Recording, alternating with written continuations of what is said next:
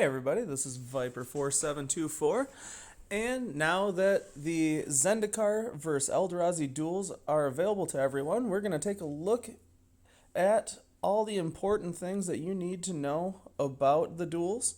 We'll take a look at the challenge phase, what the three challenges are for each side. We're going to take a look at the regular duel between Nissa and Ted, and then we are going to take a look at the final duel and talk about the prizes and the earnings that you have if you pick the correct side or if you lose. So let's hop right into it. We're in the challenge phase right now. Now I can say the first and second time that I went through this in the beta, I was able to clear these challenges extremely easily. So far, I've only played two total matches on the Eldrazi side. It has taken me 6 times to get to this point with Nissa. I don't know why. I kept getting 20 creature tokens, could not get those 22, whether losing or winning before I could get the 22 out. But let's take a look at each deck and how we are going to go about winning and getting all those tokens out. So we have Mana Confluence. This is the exclusive that is available if you pick Nissa to win and your side wins. That is going to be, while the support is on the board, your non-colorless creatures cost 2 less. Activate one of each color. Your mana bonus in the activated color is increased by 1 until the end of your next turn. It's a great card. It is worth playing for. It has 4 builds on the support. Another new one, Bonds of Mortality. Cost 11. Whenever an opposing creature is destroyed, draw a card and gain 3 mana.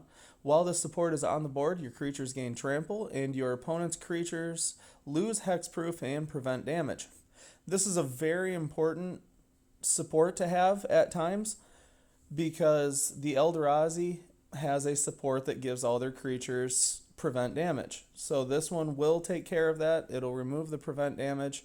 It's a great card to have in general. A lot of fun to use. Avenger of Zendikar, very important card for creating the tokens. When this creature enters the battlefield, create X forest tokens, where X is your green mana bonus. Landfall, your creatures get +1/+1 until end of turn for each of their reinforcements, up to +6/+6.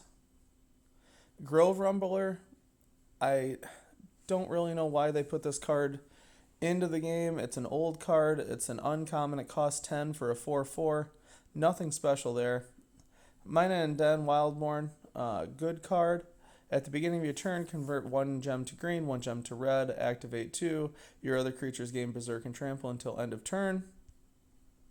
Elemental Uprising, an extremely important card for these challenges. A great card to have.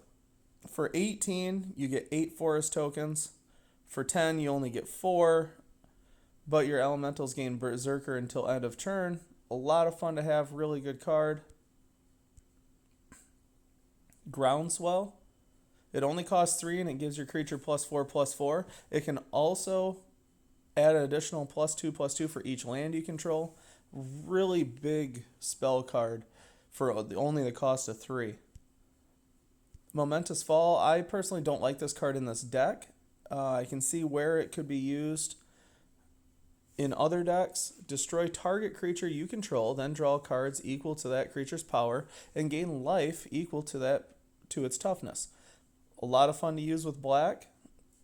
Could be a really great card, but definitely not in this deck.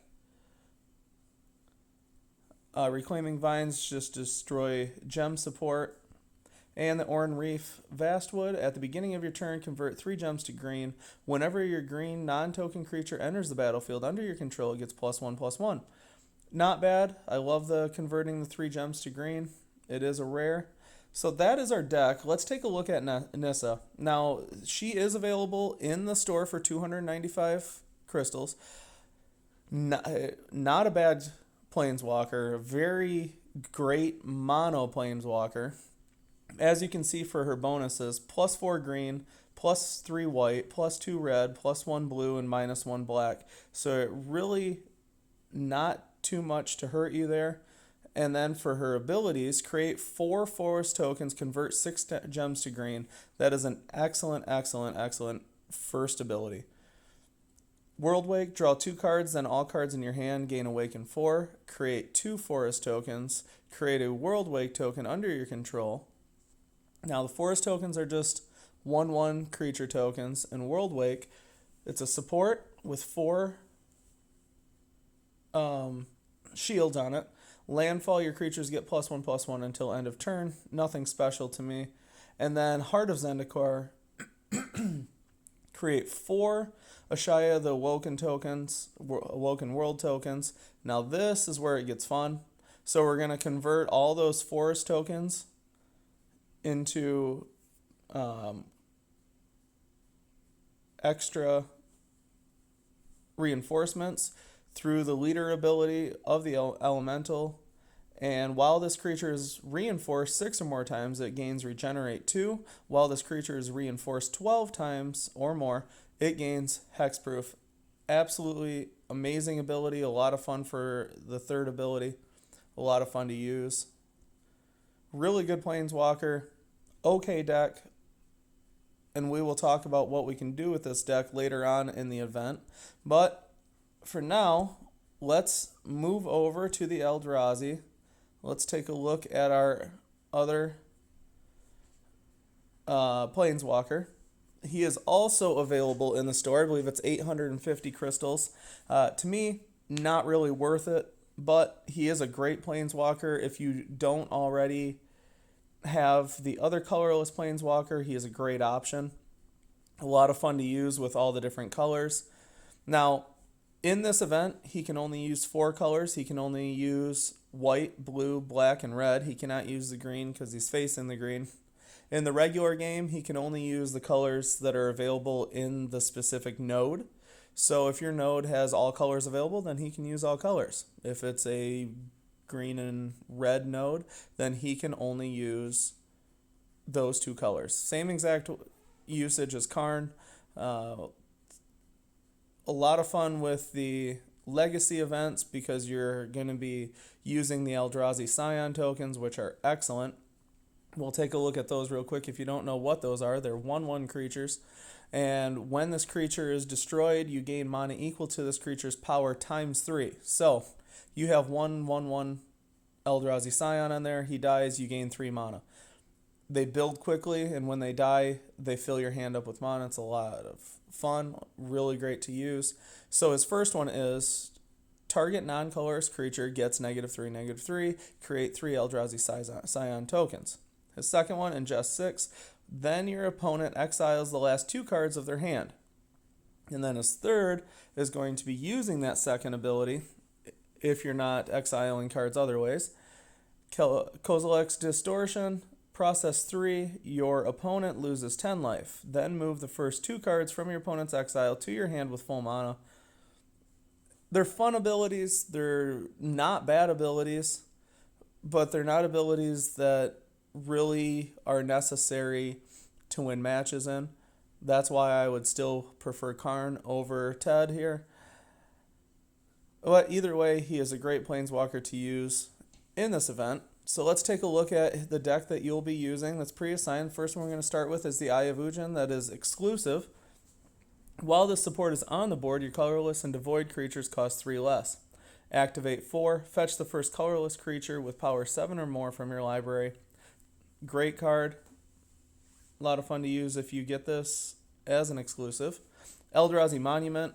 This is personally my favorite card from the set that's available. While this support is on the board, your creatures get +2/+2, flying, and prevent damage. At the beginning of your turn, lose a creature reinforcement. If you can't, destroy the last creature you control. If you can't, destroy the support. So it does have a minus to it. You do have to get rid of reinforcements. But if you're using a token deck, this gives it prevent damage. It's almost a guaranteed win if you use it correctly. Blightherder, this is an old card, rare Eldrazi Processor. When this creature enters the battlefield, process 2 and summon 3 Eldrazi Scions. Scour from Existence. I definitely believe that we need a destroy card in this deck. It's just too bad that it's the common that costs 12, but it does go along with the set. It does ingest 3, so I do feel that this is a solid card to put in this deck. Skittering Invasion. I love this card. I know that it costs 13. It's a little expensive, but you're getting 5 Eldrazi Scion tokens, which, one, you're going to have a defender. If they're prevent damage, then you're guaranteed to prevent all the damage and not have to worry about losing. And if you don't have prevent damage and they die, you get 15 mana back. Great card. Love it. A lot of fun to use. Spatial Contortion. Now, this is the one that I really don't care for in this deck. +3, -3 to target creature until end of turn.